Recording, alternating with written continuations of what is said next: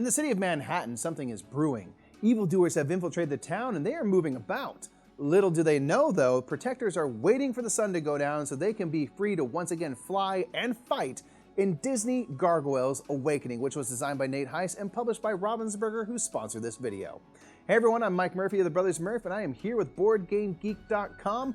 Well, the sun is down and the gargoyles are just shaking some bits of stone loose, so let's get this game down to the table to go a little more in focus on Disney Gargoyles Awakening. In Disney Gargoyles Awakening, players will be playing through different episodes set and based in the world of the popular cartoon Gargoyles and will play as the cast of characters from the show. Players can play cooperatively or competitively based on the episode played, and players will be moving around a board representing Manhattan and can make use of the various 3D buildings. Each player will choose a character to play, which will give them different special abilities and cards. On a player's turn, they can use the action points given by the character they play and can use them to move around the city, including up onto buildings. From here, they can glide to move even further for an action point.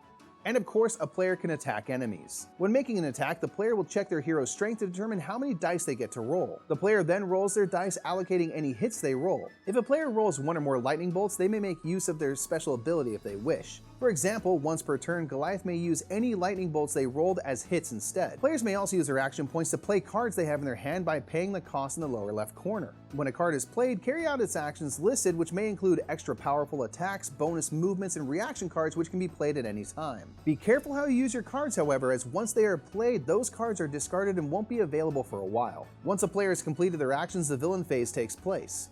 Here, players first check to see if it's daytime. If it's not, players draw the top card of the villain deck, resolving everything on that card from top to bottom. This will often make villains move either toward the nearest heroes or to specific locations on the map. They too have strength and will roll dice, potentially damaging one or more heroes. Villain cards may also cause a group of minions to activate, and they too have movement and strength shown on their tokens, and some cards add more minions onto the board. When a hero is damaged, they lose health for each hit rolled. There are reaction cards that may help limit damage, but if ever a hero is defeated, all players lose immediately. Players may use skill tokens they gain to help themselves or a teammate on their turn, and these skill tokens may be crucial in shifting the momentum in their favor. After the villain phase comes the refresh phase, where players draw back up to 3 cards if they have less than 3. Eventually, enough crescent moons from villain cards will have been played to bring about the end of night, and rather than a villain phase, we have daytime. This is a special time in each episode where the villain will carry out special actions listed on the episode placard. This can include villains moving and making attacks and will cause the villain deck to be reshuffled. Each player in turn then carries out the daytime effects on their player board, which will allow play cards to be reshuffled, along with letting the player discard any unwanted cards. Players get a chance to heal during the day as well while they recover from the previous night's battles, but soon night comes and the gargoyles once again break out of their stone shackles to fight once again. Each episode features different objectives players need to accomplish to win.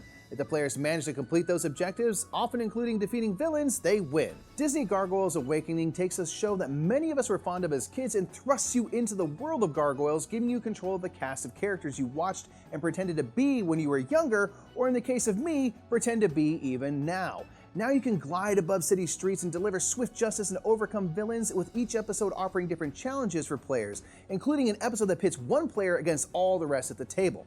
If you'd like to learn more about Disney Gargoyles Awakening, you can visit its page at BoardGameGeek.com. And until next time, I'm Mike Murphy. I've been here with Board Game Geek, and we've been going in focus on Disney Gargoyles Awakening. Have a great day.